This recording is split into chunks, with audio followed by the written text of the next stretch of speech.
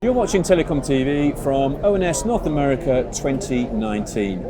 And joining me now is Gomez Palacios, who is Principal Test Engineer at Lumina Networks, and Anil Vishnoi, who is Principal Software Engineer at Lumina Networks. Anil and Lewis, thank you both for joining us. Lewis, as OpenDaylight experts, can you give us a brief overview as to where we are today with scaling and OpenDaylight? Okay, so first thing is OpenDaylight is monolithic. And by monolithic, I mean that all the applications and plugins and components of OpenDaylight, they run in the same process. In this model, if you want to really scale, you are always limited by the resources that are available to the process. Even when you can actually install the same application or make multiple install of the same application, today OpenDaylight doesn't have any guidance or even support if you want to do that. And then finally, if you are using the cluster in OpenDaylight, you have to add an extra penalty in terms of scale, because you have the data replication as well as the strong consistency. So given some of these bottlenecks that we're seeing, what do you recommend to overcome them? Okay, so to solve the problem, we had to first break the monolithic, which means you have to separate the business logic application from the device plugins. The second is you have to scale out. So that means you have to install the same application or device plugin multiple times. And Anil, if we adopt this solution, as Lewis has mentioned here, what sort of challenges might we encounter? So what Louis essentially mentioned is we are basically moving from monolithic system to microservice-based system. It means a single process is divided into multiple processes, right? So business logic is separate, your device plugins are separate who are managing the device. Now you've broken the system into two pieces. But now what you have to do is your northbound side, you have multiple services running, southbound, your multiple device plugins are running. When you run multiple systems, the first problem comes is a communication. How they are going to communicate to each other, right? That's the first problem that we need to solve. Okay, we solve that problem, but now you are running multiple resources. It means who is going to manage it? Managing single process is easy. Managing 20 or 100 processes are different, right? So that's a different set of challenges. So managing the life cycle of these processes. Once we have those things, next thing come, okay, I have multiple people to work for me. Now who is going to manage the load for those? Who is going to assign work to them? That's the next set of problems. So that is another major problem to solve here. Now everything is in place, you have a broken system, you have multiple worker to do, you have a work to give them to do, but they all need some data to work on. It's whether service data, is agent data, but this data is something you require so that you can recover the system, right? So that is fourth major problem to solve. Now you have a big system running, one compared to 100 processes, and now you need to monitor them because you can't just put in things that it's going to work, right? So you need to, things fail, you want to debug it. So you want a logging framework for this, a very sophisticated logging problem so the user can easily go and debug the system.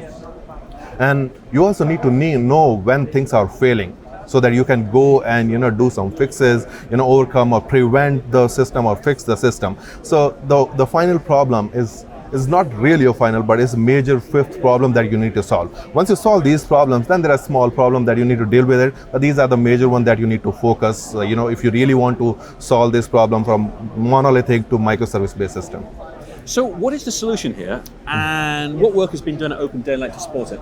Yeah, so this migration is very, very, a very typical kind of migration happens, but the context here is networking, right? So you have individual problems that need to tackle in. Now, all these problems can't really be solved within OpenDaylight. So you need to take help from other projects, and I'll come to those details, but Lumina's philosophy is and core value is we work on open source, right? So we are looking for a solution that is open source and pretty stable solutions, right? So the first problem is a communication problem, right? And that communication problem you solve by using other open source projects like message buses. There are Apache, Kafka, there is, RabbitMQ. Those are message broker kind of a system that you can use for your communication problem, solving the communication problem. Others are point-to-point communication like gRPC, ZeroMQ. That's all your first problem. We're using all the open source component. Now the rest of the problem that I mentioned is more like orchestrator problems, right? And orchestrator in the sense, ODL is not an orchestrator. That's the one who is managing that network. So you need orchestrator. For that, we are exploring Kubernetes because one of the industry's stable open source software. So we want to explore that as open source solution. And there is Kubernetes also solve your auto scaling problem as well that we need to do, because once you horizontally scale, it means you have a capability to keep scaling once more load is coming to your network, more devices are coming, right? And then we are using logging frameworks from, CNCF project that is maintained by LF, and it's purely open source based, like Prometheus and Grafana, that's going to monitor your system. Then you have, Fluentd, Elasticsearch, and Kibana, this well-tested stack for logging framework.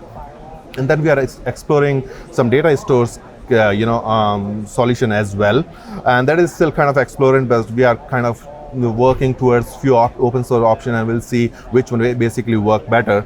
But the similar kind of thing when it comes to what ODL is doing in the entire picture, right? So the data store problem is something we are trying to solve in ODL in a way, because for ODL the MD cell is a data store. Now you want to make sure that the data is highly available. So we are looking for alternate options within ODL community, so we can hook our external data store to the MD cell data store, so that we can do out of the box HA and disaster recovery solution for the data, because that's a critical part of it. That's the one work that is we are doing in the community, and it's there are projects, official projects recently being proposed to OpenDaylight community. And the second problem is when it comes to container worlds, everything is fast, right? Your container goes down, comes back, it need to be very fast, and for that you need your ODL software need to come down and come back up very fast. So we're trying to simplify the ODL in a way that it can, rather than taking a minute to come up, it can come in 5 to 10 seconds. And these are the two tracks that is very actively being discussed during our DDF before the ONS, and within a lot of unconfig session within ONS as well. Lewis, we know that upstreaming is an important component of open source and the way open source works in the community. Can you explain what upstreaming actually means, and how much of this work is going to be upstreamed?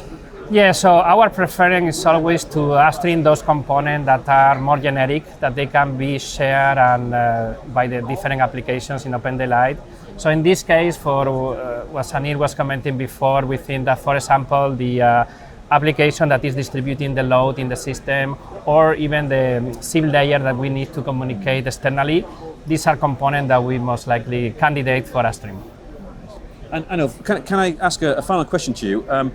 Service providers who are looking at this, what advice do you have to them about any concerns they may have over scaling and OpenDaylight? Yeah. So service provider raised this concern to ODL community many times, different to various forums. And I believe ODL as a community thing is a priority number one to solve as of now in ODL, because ODL is being proven to production environment on a low scale, and it's been very stable. When it comes to a scale, that's a problem is still unsolved. So community knows it and community address it, and this is like an imminent problem to solve for them.